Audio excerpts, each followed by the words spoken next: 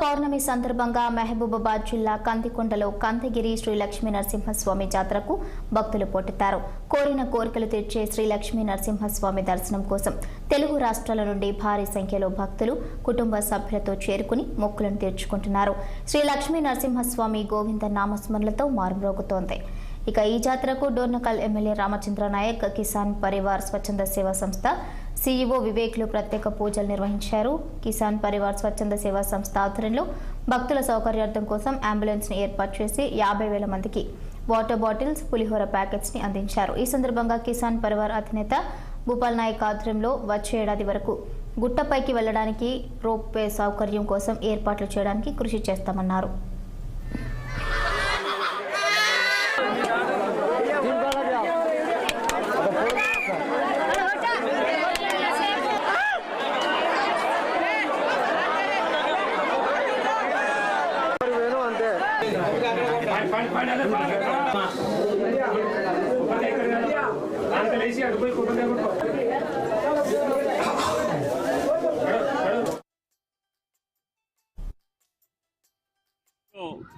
మహబూబాబాద్ జిల్లా కురవై మండల్ కందికొండ జాతరకు విచ్చేయడం జరిగింది.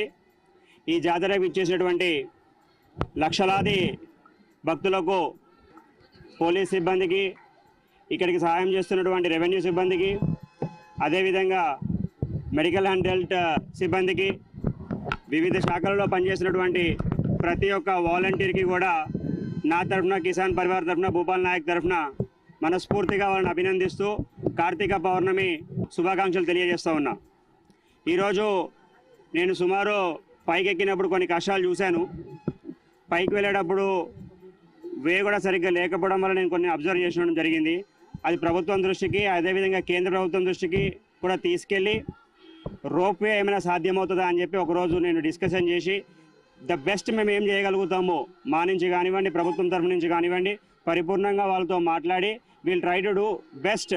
ఈరోజు